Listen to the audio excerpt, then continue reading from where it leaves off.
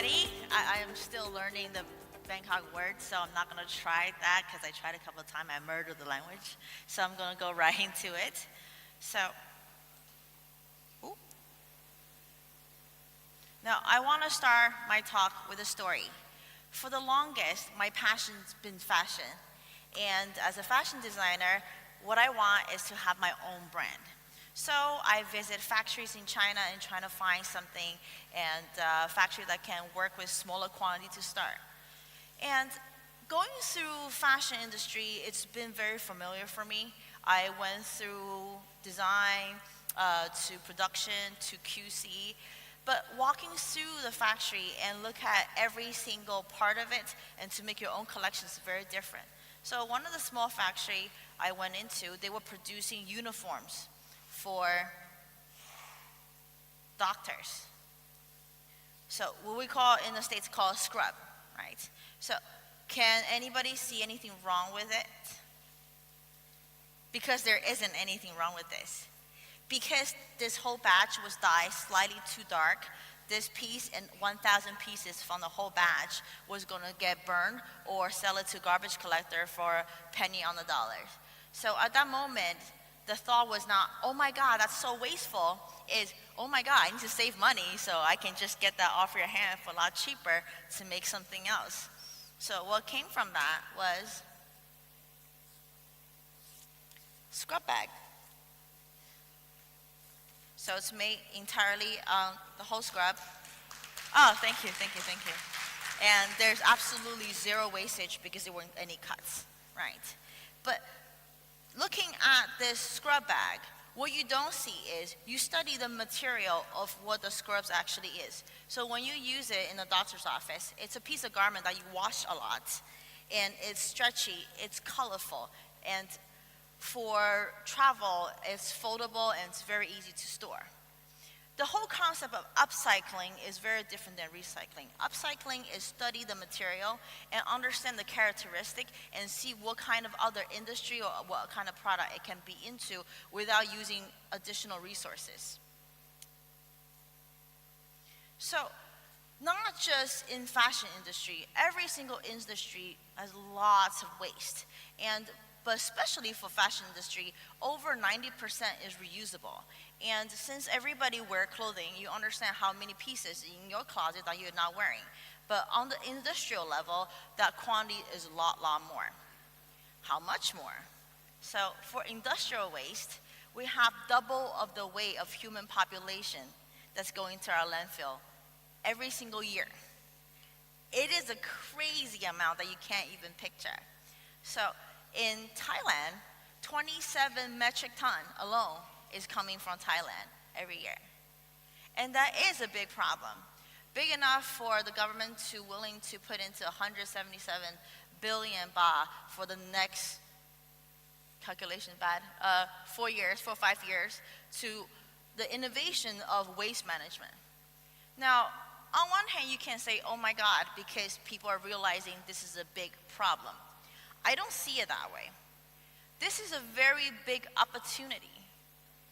Because what I'm talking about are these clean, reusable resources with nowhere to go other than landfill and being burned. So what are we doing with that? So far you have many speakers talking to you how consumer is driving the brand. And all the data proven true. You see on the board these beautiful numbers. Majority of people are caring about that. But you got to read between the lines. So if you ask anybody in the audience, are you going to make a good decision or a bad decision? 9 out of 10, you're going to say good decision. But it's because people are starting to aware of the term sustainability, aware of the term eco.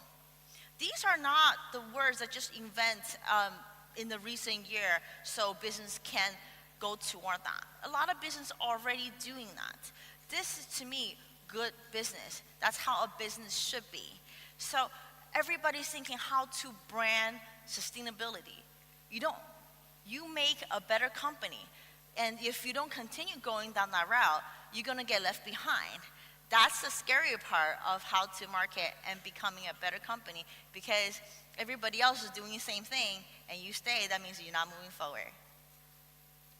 So the project that we work with brands is we show them how their potential waste source can become a profitable asset.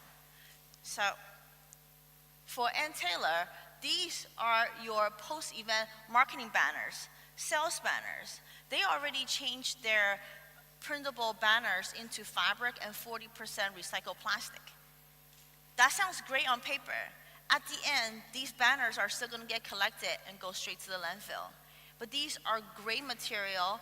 They're outdoor ready, color facet, strong. What are they great at? They're great at making clutches or bags. For New Balance, you have all these giveaways for bigger brands that sometimes you have the dates or messages that's no longer viable. But you don't have to just think about another way to throw them away or toss. They can completely go back to your own branding and make your event or another campaign better. And for Tom's shoes, that's one example. So for many brands, when you have a second-grade goods, defective even on the minor level, after you collect it, it would be much more costly to have labor in trying to sort them out. So usually, a lot of fashion companies burn them, and you have to pay to burn them. Now, we find a channel to help them channel these to after-school program so the kids can draw on them, so you no longer can see the defect. So you see, there's many examples of how your own waste can make your own brand profitable. And not just saying like, okay, we're doing one-time marketing campaign, which is fine too, but it makes sense to make your business more efficient. And most interesting thing about what we are trying to cultivate is we are trying to keep that material continuing circular within the I just fell on the stage. Continue within the marketable circle. So what it means, a brand will have waste, and it goes to designers who can redesign them, or their own designer who can redesign them. And the secondary product, even the bag that I should show you, now what happened after that bag being used, and how it is channeled back to your brand and keep the cycle continuing. So sustainability is not something like we do it right one time and that's it. It's a continuous development, just like your brand, your business is a continuous development. So what I'm trying to also gather together is a group of extraordinary designers, good designers, not just understanding this looks great, this looks pretty, but also understanding how this design is made, how it can be functioning, how would it make marketing possible. Now, would that particular product able to last round after round? Are we ever going to figure every single part of that out? No, we're not. That's why it's so beautiful to have conferences like that we can continue to share knowledge.